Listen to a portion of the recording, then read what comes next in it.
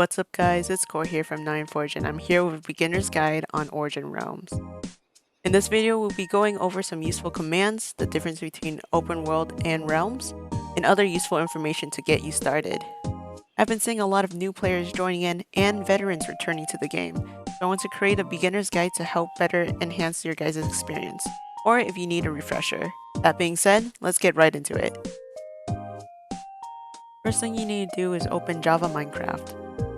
Once on the home screen, go to multiplayer and add the server IP. You can find this by going to the Origin Realms website or in the description of this video and copy and pasting there. The server will list the working Minecraft releases, so double check that you're on one of the correct ones. With Realms, you do not need to install any mods prior, as the server has its own resource pack. When you first join the server, this screen will be prompted asking to install the pack. You can click Proceed. Note that it will take a few minutes for it to load in. Once in, you will spawn at the main hub. You can view the majority of the command options by checking out your profile using /profile. In this window, you can see your cosmetics, different places you can teleport, and additional features, so feel free to explore this more. If you want to only look at the locations you can go, you can use /navigator and it will prompt options to teleport to different realms, open worlds, your homes, and spawns. You can also shorthand it to /n. If you do /spawn, it will teleport you to the main spawn known as the red spawn in front of the gate. If you do /homes, it will list the homes you have set. As you can see, the basic rank for everyone has a max of 5 homes. You can unlock more by upgrading your rank. You can set homes by using the /set_home insert name, and it will be added to your list of homes. Note that if you set one of your homes in the open world, you may not be able to teleport back to it, as the home would eventually not exist anymore. This will be further discussed later in this video. You can delete the home by using /del_home insert name and it will remove it from the list. If you do /realms, it will prompt a window showing public realms made by others as well as the ability to teleport to your own realm. Let's say you want to play with another player. You can add friends by using /friend add their username. This will send them a prompt that the other user must accept for them to become friends.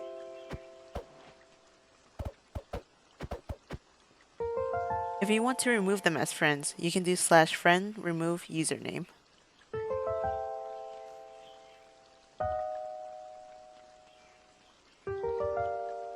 You can request to teleport to someone by using /tpa username. It will send them a prompt that they will have to accept to confirm the teleport.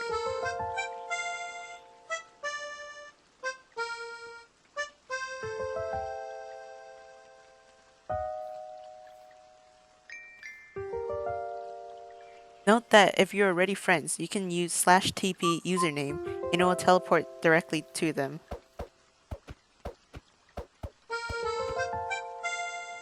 You can trade with another player by using /trade username, and this will prompt a request that the other person can accept or reject. You can trade item, gear, and rubies.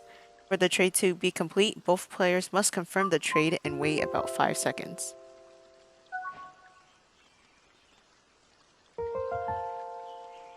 You can also pay players rubies by using /pay username and the amount of rubies, and it will automatically send them the money.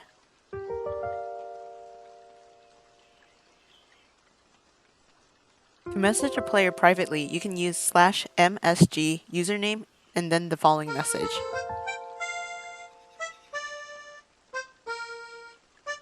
You can party up with others by using /party invite username, and it will prompt the user to confirm to join. This will be useful if you want to enter the boss arena together. You can check who's in the party by checking your profile.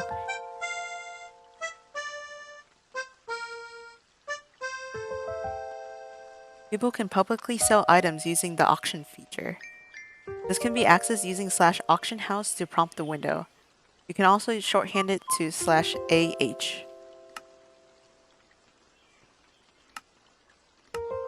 In the auction, it will list the item, price, the seller, and the limited amount of time left for the auction space. Say you want to sell an item. Scroll to the item you want to sell in your hand, then use /auction and the ruby cost. You will need to pay an additional 25 ruby to have it listed.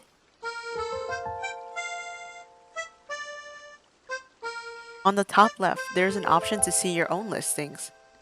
For the basic rings, you can have a max of 3 items in the auction concurrently. The game will notify you in chat if your item has been purchased. If the item does not sell within the time limit, you can collect the items back by checking your listing. The last command I want to show you is the streak command. If you do /streak, it will prompt a window for items to gather for badge requests. This will be extremely useful. It is important that we differentiate the difference between realms versus the open world. First, we will be going over realms. Each player has their own realm. Realms are permanent and are typically used to build your structures and to store your loot and gear. For basic rings, the max realm size is 300 by 300 blocks. Realms can increase in size if you upgrade your rank. If you do /realms settings, you can make your realm private or public, as well as toggling chats to private or global. You can also change the realm spawn point where people will default spawn if they visit your realm. Realms can be manually resetted by the owner of the realm. When resetting your overworld, you can also choose the biomes you like. If you do /realm members, you can see the people in your realm, members, and banned players. People who are visiting your realm will be tagged as visitors and will not be able to break or build in your realm. If you want to have certain players be able to build or break in your realm, you can use /realm invite username, and they will be given the resident tag.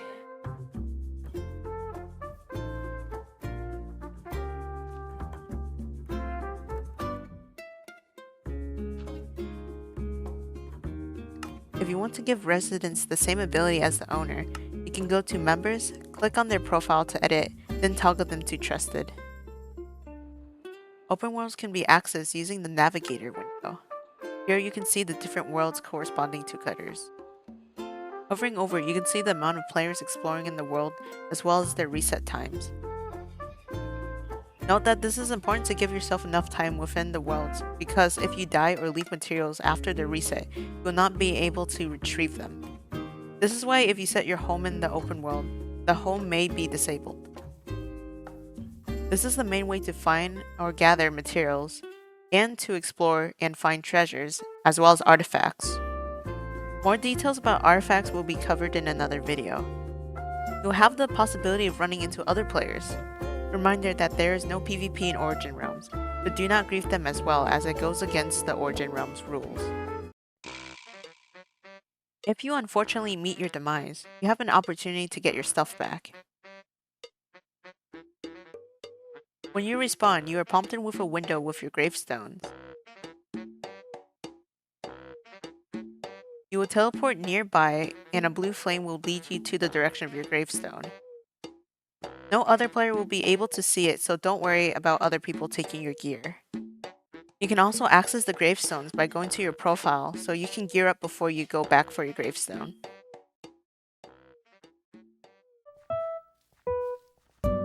In the sky periodically, you will see balloons flying in the air. There are typically 2 types of balloons.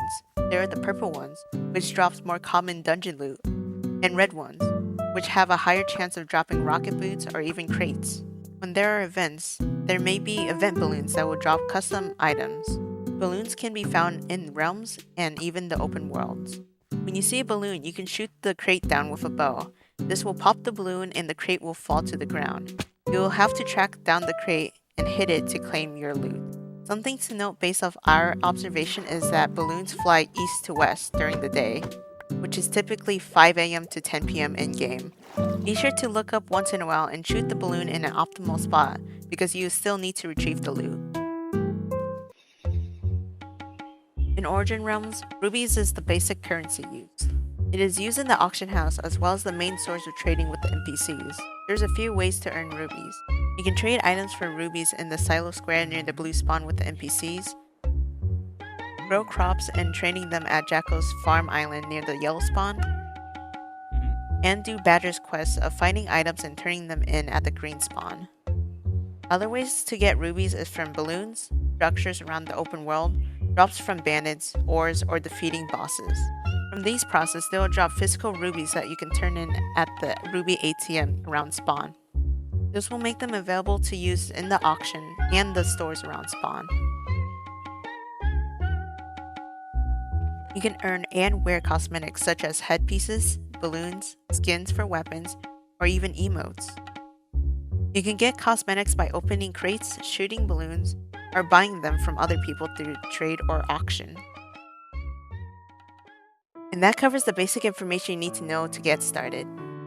It is my pleasure to welcome you to Origin Realm. Share this video with your friends and invite them to join your adventure and realm. If you enjoyed the video, please leave a like and comment down what other topic of Origin Realms I should cover next. And I hope to see you next time.